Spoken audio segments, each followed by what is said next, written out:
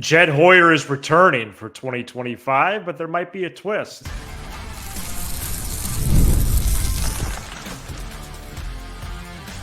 You are Locked On Cubs, your daily Chicago Cubs podcast, part of the Locked On Podcast Network, your team every day. You are Locked On Cubs, part of the Locked On Podcast Network, your team every day. Alongside Sam Olber, I'm Matt Cozy. Sam and I are lifelong fans, taking our passion into discussion with you on all things Cubs. Thank you for being part of the show and making us your first listen today. And the best way you can help us grow the show is to listen every day, like the video, and comment anything below. Today's episode is presented by FanDuel, now through September 22nd. All FanDuel customers can bet $5 and get a 3-week free trial of NFL Sunday Ticket from YouTube and YouTube TV. Visit FanDuel.com to get started. Reminder that we are publishing before all 3 Cubs-Dodgers games this week.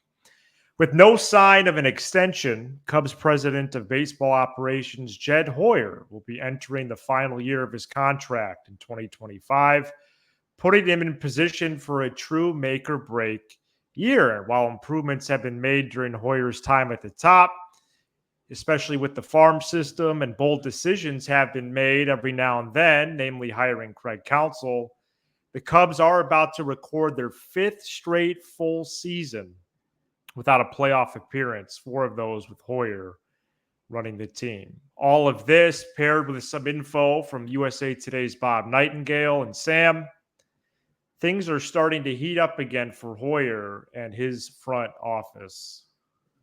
Well, the last time the Cubs won a playoff game, I was a part-time employee at the company I currently work for, 2017. Yeah, I mean, do you want to dive into the friction thing? How do you want to do that? For those that don't know, I think so. Bob Nightingale, it was very vague. It was a very vague quote. I got it right here. Yeah, read it. Quote, there's internal friction in the Cubs front office, high-ranking officials say, but despite their disappointing season, Jed Hoyer, president of baseball operations, will return in 2025, close quote. So, yeah, it is vague, but there's a couple questions right away, Sam. What is the source of the friction? Who is it? And I never considered Hoyer being fired after this year, but this is a little bit of confirmation that he's coming back. Yeah. So number one, what's the source of friction? It should be one unanimous answer. Starts with an L. Losing. Right. Exactly. There should be friction. This team's not playing playoff baseball once again. This team has been a disappointment. This team went up north. They got their manager. And by the way they did that, what wasn't the greatest, I don't want to use the word moral or ethics because that's too strong. But the way they did that was one of those, it better work out because you're kind of doing wrong by somebody and whatnot and the organization. And by the way, the team up north is going to be better than they were when they had your guy last year. I mean, all of it's not good. So there should be friction. That's positive news. I don't want guys showing up to Clark and Addison going, just keep doing what you're doing, Jed. Love the Paredes deal. Let's just keep trying to hit home runs into a monsoon of wind when Aaron Judge can't do it, but maybe Ian Happ can. I want changes. I want friction. That's good. As far as Jed being back, there's no news there. We've known I don't that. think so either. We've known that for a very long time. The only question is how is Jed going to operate in a lame duck situation? What that means is if he doesn't get extended, he'll know that this is his last year. Will that push him to be more aggressive? Will that push him to do things? And as Michael Cerami said on our show a few months ago when I interviewed him, he said, that's not what Jed does. He doesn't go aggressive anyway. He doesn't do things like that. And so, in a way, maybe being in a lame duck position will help Jed. It'll force him to get out of his comfort zone. It'll force him to be more aggressive. So I don't know. To me, all that news today is kind of a whole lot of Of course. Of course, Jed's back. And of course, there's friction because this team, the team that you cover, the team that I cover, the team that we do a show about every day is a disappointment. Well, the Cubs are the biggest failure perhaps in baseball in 2024. Yeah, I would say, I don't like doing that. I don't like there. No, I don't like I like what you said. I don't like doing what I'm about to do, which is defend it. The only thing I would say is it's hard to defend what's going on in Texas. Yeah. I mean, they were the World Series champs. I thought they had one of the best offenses in baseball. They've been a dumpster fire this season. And I would say these four teams, to me, off the top of my head, have been really disappointing. Can I guess them? Go ahead. Cubs, Rangers, Blue Jays, and Cardinals. Correct. Okay. Well, the Cardinals, I'm not going to go there. No, you're right. I don't think it's difficult to figure out the source of friction. There are 19 games left. They're 9 games out of first in their own division and 5 games out of a playoff spot. If there's not friction, that would almost mean to me that there's even a bigger problem than we realized. Bingo. I would love to know the source of the friction. I think Ricketts and Hoyer, all things considered, have a good relationship, although we haven't gotten updates on that or anything like that. Oh, they got a great relationship. Ricketts loves him. He doesn't spend for him. And Counsell, what is Counsell's relationship with Hoyer? And that's one of my questions for the offseason. How much more rostered influence will Counsell have? And, Hoyer is in a rare position entering this so-called lame duck campaign. If is it not, Sam, let me ask you this. Is it a reach to say that he is this offseason is for his job moving forward? I mean, if he wants a job in 2026, then what he does from next month to March 18th, that's for his job, no? If that's a reach, then you can find a new co-host. Okay, thank you. Does he understand his own team's problems? Does he take a big swing? Does he make changes with both the front office staff and the coaching staff? This stuff has to happen. If not, he's gonna be doing our job in 2026. He's gonna have the Jed Hoyer podcast. Well, maybe we could do some sort of co-op with him. He's not gonna have a job with the Cubs, at least. I think it's very fair. I would like to pose also the question of when we're speaking of this friction, and we know Bob Nightingale and Jed have butt heads before, so you have to take that with a grain of salt. Right. One of them was Hoyer taking issue with the Rays' interest in Morel, which dated back all the way to December. It ended up happening. That's true. That's a great point. It's a great point. My question is, does Counsell have anything to do with this friction? I think I would venture to say it's almost 100%. And I wonder what Counsell, what he's looking for. Is he looking for more guys that are just kind of, analytic guys, or is he pushing for some change there? We don't know. But, one thing that we do know is that this team isn't good enough. So, right. Well, let me pose this, because the Cubs might win 83 games for the second straight year, but they've left so many on the table, and we've I don't really care. Archived that to the ends of the earth. Yeah. But last year, their Pythag record was 90-72. Mm-hmm. And this year so far, it's four games better. It's 77-66, which I don't know if you knew that. Nope. We pinned that on Ross. So does that mean this time we pinned that on Hoyer? Because they're -4 right now in that category. -7 last year. Ross got fired. I think we have learned this season that Jed Hoyer and myself, and partly you, but more me, blame the lack of clutchness, the lack of margins, and the lack of close game success on David Ross. We now know this season that was not the case. So to answer your question, there's only one other guy to point to in terms of being below our Pythag record, giving games away. Now, you could say that Counsell wasn't what he thought we were going to get. He didn't make the big difference we hoped. But ultimately, who hired him? Who gave him the 40M? Jed Hoyer did. So, yes, that's a long answer. The short answer is yes. This team needs to be better. They need to be better in clutch moments. They need to be better on the margins. They need to be better at mid-game adjustments, mid-season adjustments. They lost the same game in May and June 90 straight times, and there's only 60 days. Remember that whole thing? Cubs are up 3-0 early. Bases loaded, 1 out. Ooh, they didn't score. Now 3-0 becomes 3-2. 3-2 becomes 4-3. Cubs lose 4-3. Boom, boom, boom. Over and over again. Make changes. Stop looking at numbers. Jed, you said yesterday, Jed likes to look at WAR, wins above replacement. Look at just find ways to win baseball games differently.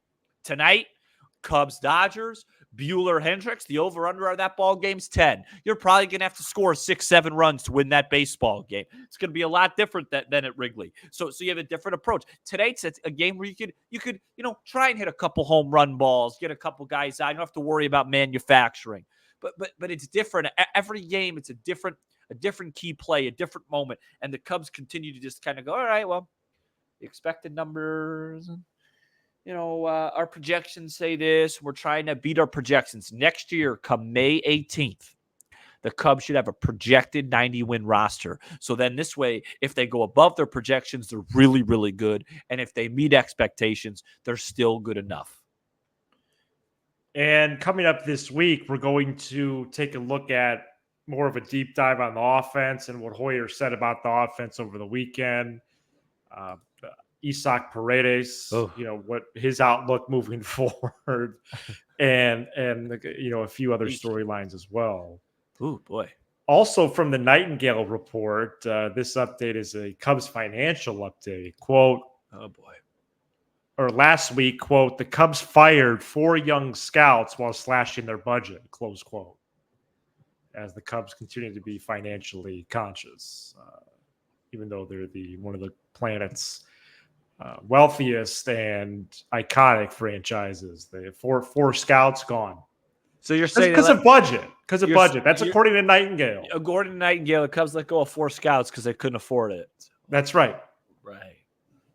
You think Jed and Carter Tom, Hawkins, and Carter, you think when they go to Chipotle, they make sure they don't get double chicken because of the extra cost or guac and stuff like that? It seems that way.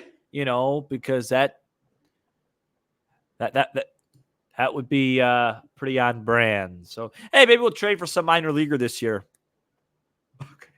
Coming up next, cost controlled arbitration. Arbitration be good stuff. Speaking of minor leaguers, Cam Smith seems like he was a solid draft pick by Hoyer and company. We're going to break down his numbers and some news with him next.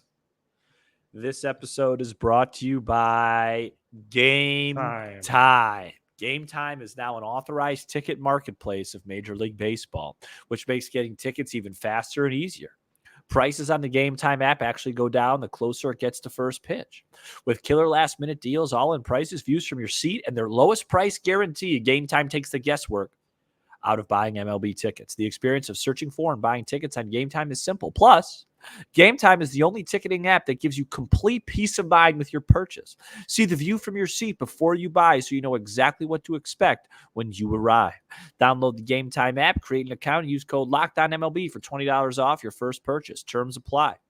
Again, create an account, you redeem code, use LOCKEDONMLB for $20 off. Download the Game Time app today. Last minute tickets, lowest price, guaranteed. Cubs play the Dodgers at 9:10 p.m. Central Tuesday, and you can hear every pitch of the Cubs hometown broadcast on SiriusXM by searching Cubs on the SXM app. Cubs first round pick this year, Cam Smith, product out of Florida State, is on his way to Double-A Tennessee as he continues his rapid rise up the system. In 27 games between Low-A Myrtle Beach and High-A South Bend, Smith slashed 323, 412, 635 with 7 home runs.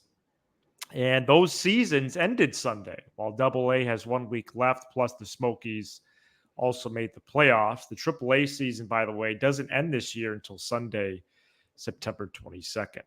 Sam, I see this similar to Matt Shaw. Smith is on the radar in a major way now. We'll track his progress from Jump Street in 25, and he could be on track to debut that following year then, just like Shaw might debut this March after being drafted in 2023. This is why Jed Hoyer's got another year. These type of moves. Matt Shaw, Cam Smith, Cade, PCA, that trade. He's done a lot of good things. Those things have not resulted into enough wins over at Wrigley Field. That's it. But Cam Smith's another example. It is extremely impressive that for 2 consecutive years, the first round pick of that season will make it all the way to AA before that season ends. That is not normal. That is extremely rare. It is exciting. I talked about Cam Smith when I was solo the other day. Talked about he's good. How he is a major asset. Unfortunately, that asset is not going to contribute to wins at the big league club anytime soon, unless he does get flipped. Because I said this on the show. If you call a team now and say, "Hey, you want Vlad Guerrero? Okay, what does it take to get Vlad Guerrero?" And they say, "All right, well, we want your 3 or 4 best assets." Well, Matt Shaw is one of them. PCA is one of them. And I believe Cam Smith's up there now. Maybe not top 3, top 4, because Steele's probably in there. And, but he's up there. He's up there. And the ceiling is, of course, limitless with him because he has just gotten started. So really fun stuff. Congrats to him. He'll really have an enjoyable offseason celebrating his success. And hopefully we see Shaw up soon. And by this time next year, hopefully Cam Smith, we get some sort of call that Cubs are trying to win this division and trying to win 95, 96 games. There's an injury or whatever. And Cam Smith has to come up and contribute down the stretch. That's the best case. Or you turn him into a star. Yeah, I hope that's on their radar. And I would say, I know you were talking organization-wide, but if we're just talking minor leagues, I would say he's already third. I would go Shaw, Horton, Smith. Yeah, and who knows with Cade's injuries right now where he stands asset-wise. So, yeah, no, he's up there in Triantos and Alcantara and Casey. And, right, well, they're right after Smith. This is why Jed has gotten another year. But now it's time to win between the white line. Right, which they haven't done enough. They haven't done it enough. I'd like to compliment just your teeth. They're really white. Okay. I don't know. I haven't been doing much different. I've been brushing. Well, I don't know if it's maybe it's the lighting or something. But yeah, because it's daytime. We don't really record in the day. They look really good. And if you're going to say anything about my facial hair, I'm just a little bit behind schedule with that, so I'm shaving tonight. No, it's supposed to stay like that. It looks better like that than cleanly shaven. I don't want to do a show with a 15-year-old. Okay. Well, maybe I can bring this back for the winter. What does it matter? Just leave it. Just leave it. And then just trim it a bit. Who am I to talk? I look sloppy. Everybody, the only comments we get on our appearance is people go, "Why is Sam so fatigued? Why is Sam so tired?" I don't know. Typically we record about 10 o'clock at night after a loss. Right. Oh, it's tiring. Coming up next, we're gonna do Trivia Tuesday. What are you gonna ask me? What's the score of the Cub game gonna be? 18-2. Stay tuned. Today's episode is brought to you by FanDuel. You've heard us talk a lot about FanDuel, America's #1 sportsbook. Well, we have a little something different for you now through September 22nd. All FanDuel customers can bet $5 and get a 3-week free trial of NFL Sunday Ticket from YouTube and YouTube TV. Then, with the YouTube TV-based plan, you'll be able to watch every regular season Sunday afternoon out-of-market game. All you need is a Google account and a current form of payment. You could cancel anytime. The Bears are a 6-point underdog at the Texans for this Sunday, and it's earned because the Texans are going to bring everything they have against Caleb Williams, who is not a finished product. And that seems to be news to some people, but definitely a swift reminder over the weekend.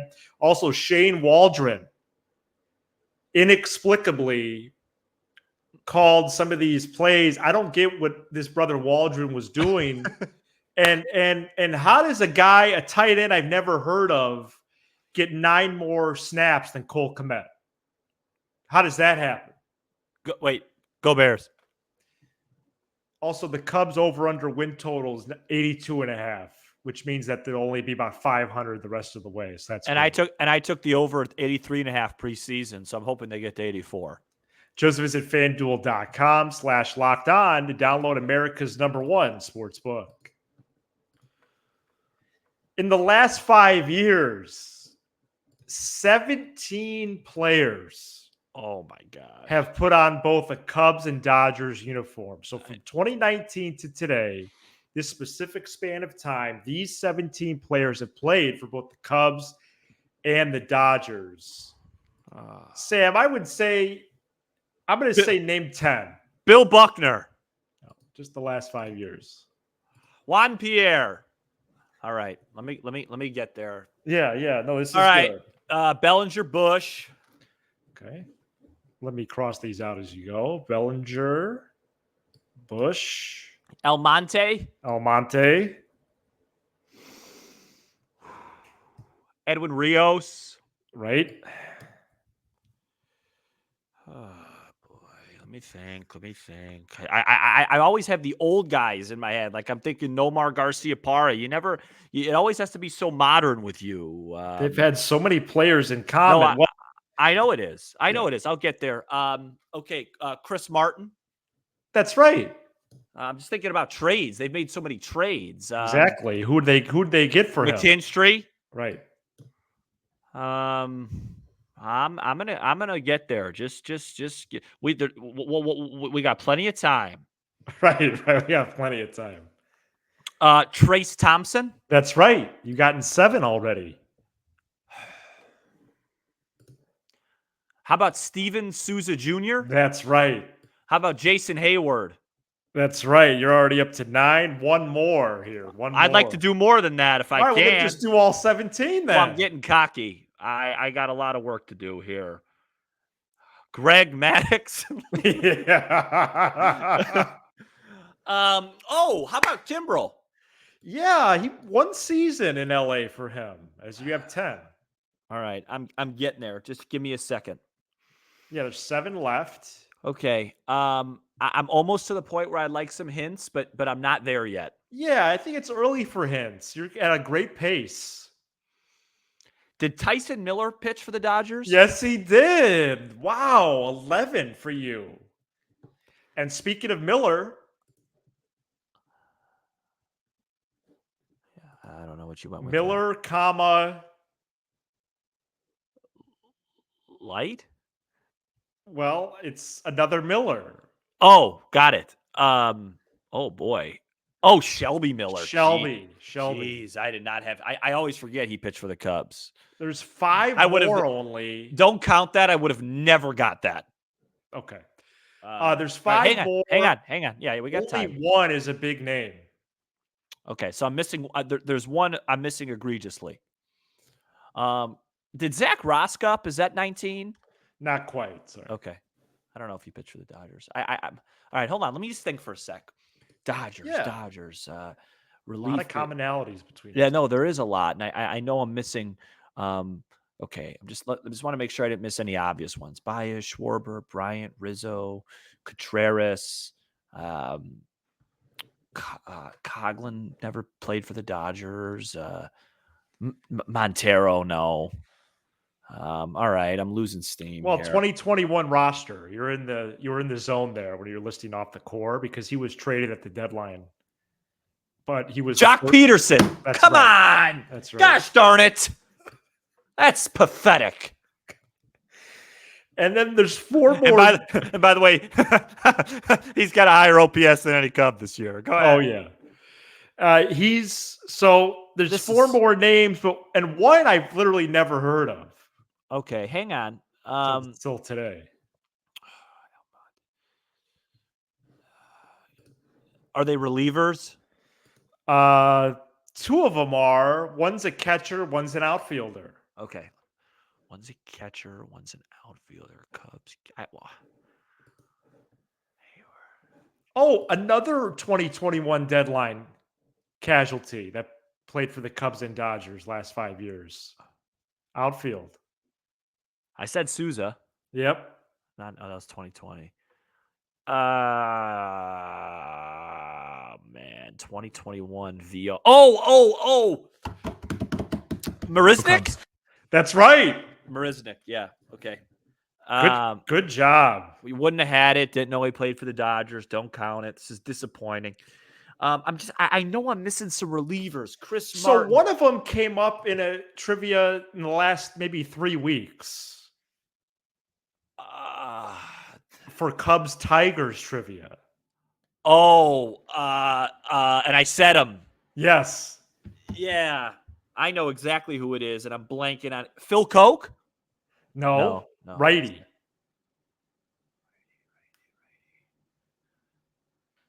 Righty. It was Tom Pepsi. No. No, I'm out. This was a poor effort. Shane Green. I wouldn't have gotten it. Tony Walters, catcher. Wouldn't have gotten it. And here's a pitcher I've never heard of till today doing my research. Casey Sadler. And I'm not going to be upset about that. You shouldn't be. Thank you so much for checking out this edition of Locked On Cubs. You give us 20 to 30 minutes. We'll give you all things Cubs with the laugh or two along the way. I think you're being hard on yourself for Jock Peterson. No, I should have got him. Subscribe on YouTube. Smash the like button for the algorithm. And leave a 5-star review on Apple, Spotify, everywhere you get your podcast. All right, we'll be back Tuesday before Cubs Dodgers. He's Sam Olber. I'm Matt Cozy. This is Locked On Cubs.